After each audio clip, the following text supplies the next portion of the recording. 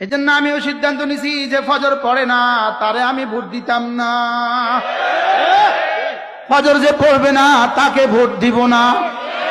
ফজর যে পড়বে না তাকে নেতা বানাবো না। ফজর যে পড়বো না তার হাতে আমার ভাগ্যের চাবি আমি তুলে দিব না। কেন দিব না? ওয়ালা তুতি মান আগফালনা কলবাহু আন যিকরিনা। রব যেন বলেন যে ফজর পড়ে না সে তো হাওয়ার গোলাম আর তার জিন্দগি বিক্ষিপ্ত, সে তোর এক করবো কেমনে?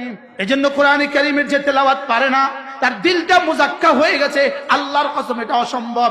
ইন্নাকা লা তাজনি মিনাশ শাওকা লি'নাবা। কাটা গাছ থেকে যেমন তুমি জীবনে কখনো আঙ্গুর পাবা না, বলদ থেকে যেমন জীবনে কখনো দুধ পাবা না, কাটা গাছ থেকে যেমন জীবনে কখনো আঙ্গুর পাবা না। তেলাওয়াত ছাড়া দিলটা সাফ হয়ে গেছে এটা কখনোই হবে না। দিল সাফ ছাড়া তুমি কি দিয়ে দেশটাকে সুন্দর করবা? এটাতে দিল তো সাফ নাই। তাইলে বোঝা গেছে নামাজ ছাড়া কামিয়াব হবে না।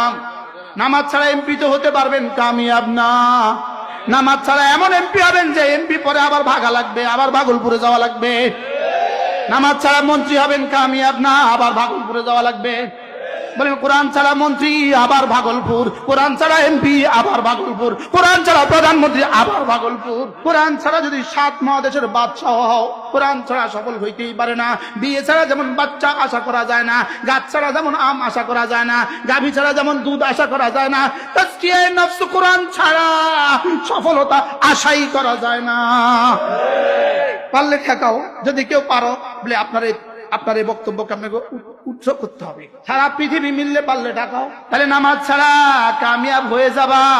নামাজ ছাড়া মন্ত্রী তো হতে পারবা, কামিয়াব হবা না। নামাজ ছাড়া এমপি তো হতে পারবা, কামিয়াব হবা না। নামাজ ছাড়া বড় প্রথম শ্রেণী কর্মকর্তা তো হইতে পারবা, কামিয়াব হবা না। নামাজ ছাড়া ভিসি তো হইতে পারবা, কামিয়াব হবা না। নামাজ ছাড়া ইউনিভার্সিটির প্রফেসর তো হইতে পারবা, কামিয়াব হবা না। নামাজ ছাড়া আমেরিকার প্রেসিডেন্ট তো হইতে পারবে, কামিয়াব না। তেলাওয়াত ছাড়া কি হবে না? নফস পরিষ্কার হবে না।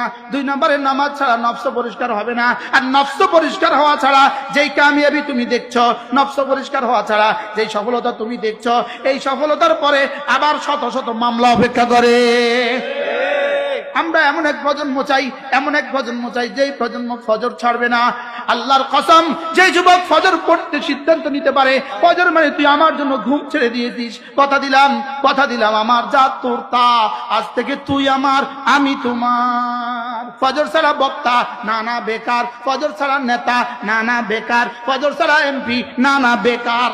ফজর ছাড়া কোনো মানুষ যদি জীবনে অনেক বড় হয়, এই বড় হলো ইন্দুরের মতো ছাড় দেওয়া।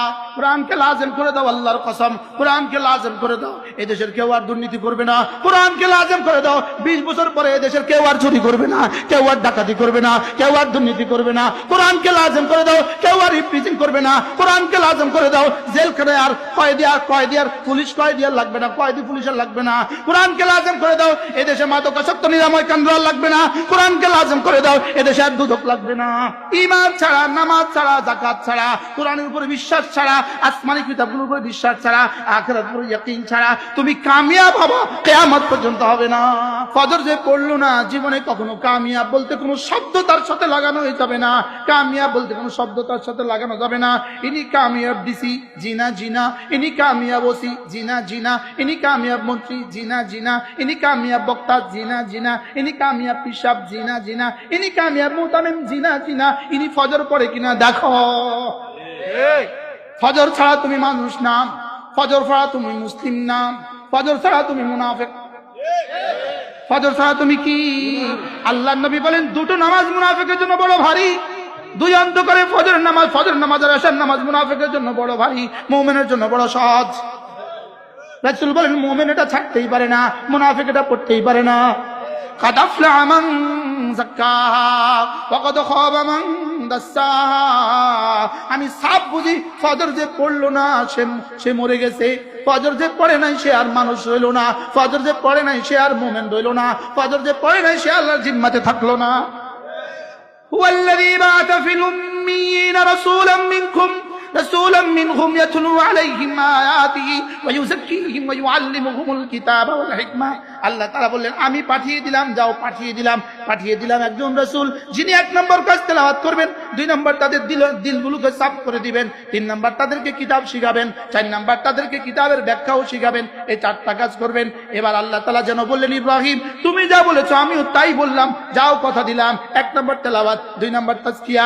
তাইলে বোঝা গেল তেলাওয়াত ছাড়া তাজকিয়া হবে না, তেলাওয়াত ছাড়া তাজকিয়া সম্ভব না।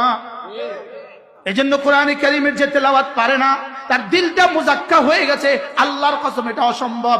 ইন্নাকা লা তাজনি মিনাশ শাওকি আল আনাবা, কাটা গাছ থেকে যেমন তুমি জীবনে কখনো আঙ্গুর পাবা না, বলদ থেকে যেমন জীবনে কখনো দুধ পাবা না, কাটা গাছ থেকে যেমন জীবনে কখনো আঙ্গুর পাবা না। তেলাওয়াত ছাড়া দিলটা সাফ হয়ে গেছে, এটা কখনোই হবে না।